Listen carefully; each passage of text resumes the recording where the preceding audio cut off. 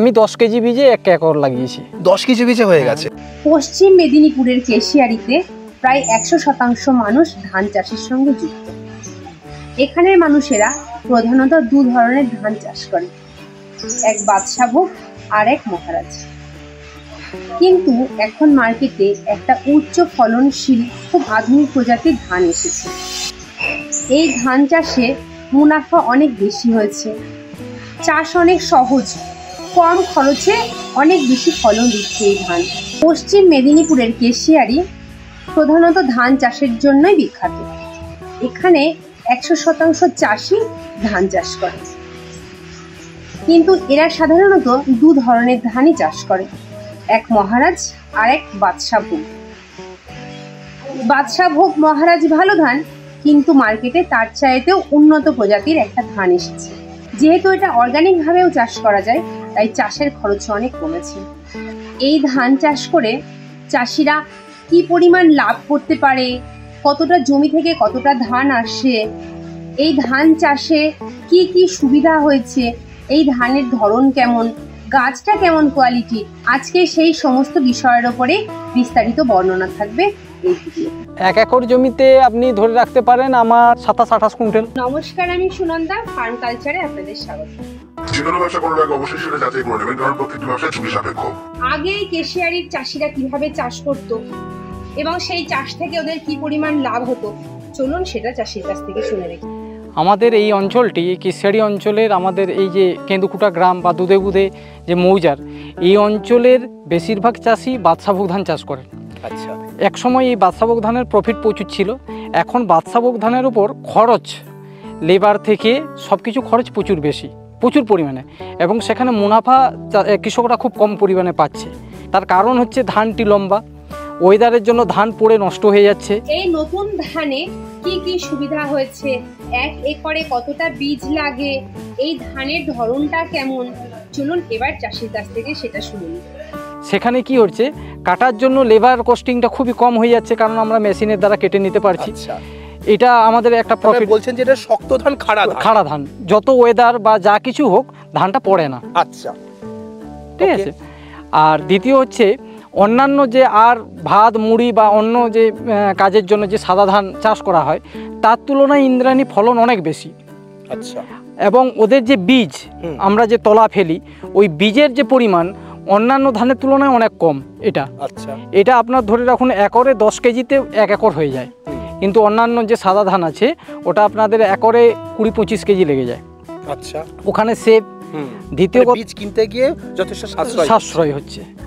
আর রোপণের সময়ও আমরা 1-2 হাইয়েস্ট হলে 3টা গাছ দিয়ে, চারা গাছ দিয়ে রোপণ করি, সেখানে অন্যান্য গাছের তুলনায় এখানে কম, এবং লেবার কস্টিংও কম হচ্ছে। আচ্ছা, মানে আপনি বলছেন এই ইন্দ্রাণী ধান 2 বা 3টে চারা দিয়ে রোপণ করা যায়। আর যেখানে অন্য ধান করছে সেখানে কতগুলো করে লাগাচ্ছে চাষিরা? সেখানে অন্যান্য ধানের পাশ কাঠির সংখ্যা কিন্তু কম হচ্ছে। আচ্ছা, সেই জন্য চাষিরা বেশি করে দিচ্ছে, 5-7টা এরকম করছে। আচ্ছা, আর এটা 2-3টে দিয়ে দিলে আপনার অ্যাপ্রক্স ধরে রাখুন পাশ কাঠি হয়ে যাচ্ছে 18-20টা। বাহ! এবং সেই 18-20টাই মা কাঠি হচ্ছে। ওকে, ঠিক আছে, যে শুধু ভালো প্রোডাকশনটা ভালো।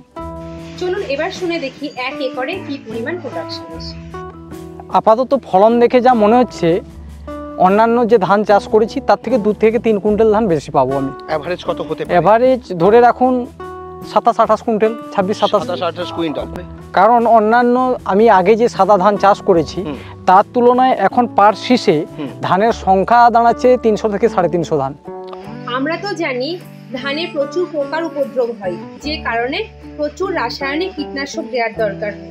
তো এই ধানেও কি সেই রকম অনেক কীটনাশক দিতে হয়, অনেক পোকার উপদ্রব হয়? চলুন দেখি চাষি কি বলে।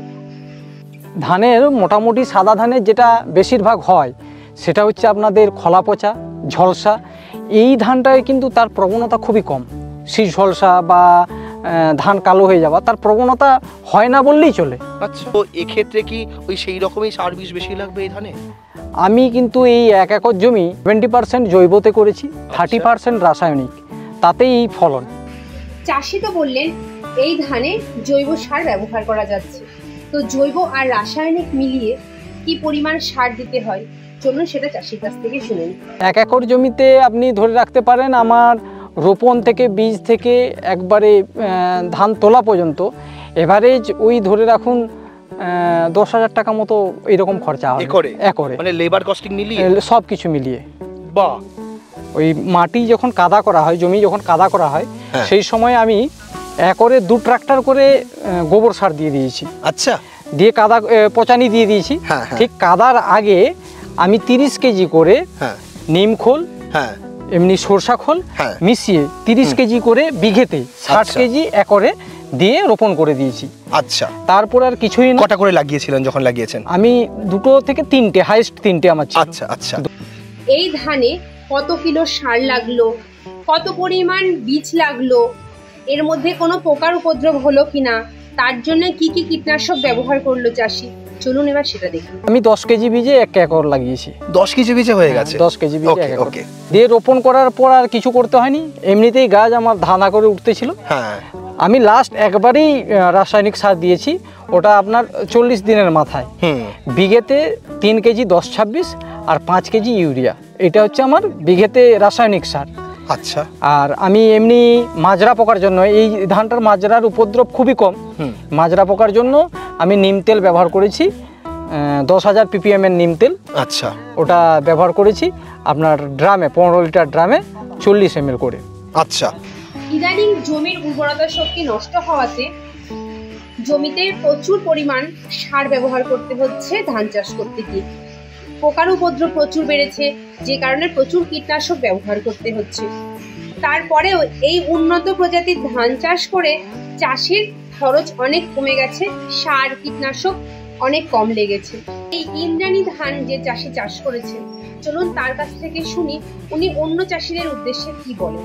অ্যাকচুয়ালি ওই অত্যাধিক রাসায়নিক সার ব্যবহার করতে করতে মাটিকে আমরা শেষ করে নিয়ে এসেছি। আচ্ছা। তো আমি সেই থেকে একটা নতুন চিন্তা ভাবনা বলতে পারেন বা যা কিছু বলতে পারেন, সেই থেকে নিয়ে এসেছি এবং এই ধানটা উচ্চ ফলনশীল ভেবে নিয়ে এসেছি। তো আমি আমার সেটা পেয়েছি, কার্যকারিতাও হয়েছে। আর আমি একবারই ফাঙ্গিসাইড ব্যবহার করেছি, একবারই ফাঙ্গিসাইড ব্যবহার করেছি। এই হচ্ছে ব্যাপার। আমি 3বার স্প্রে করেছি, 3বারেই আমার নিম তেল ছিল। আচ্ছা। আর অন্য কোনো নয়, ফাঙ্গিসাইড একবার ব্যবহার করেছি আর শোষক পোকার জন্য একবার রাসায়নিক কীটনাশক ব্যবহার করেছি। এই ধান ম্যাচিওর হতে কতদিন লাগে, মানে ধান রোপণ থেকে শুরু করে ধান কাটা পর্যন্ত কতদিন টাইম লাগে, চলুন সেটা শুনে নিই। এটা লাগানো থেকে কাটা পর্যন্ত আপনি ধরে রাখতে পারেন 140 থেকে 45 দিন যাবে। সাদা ধান যেরকম সময় লাগে সেই রকমই এটাই লাগে, সেই রকম সময়ে হয়ে যায়।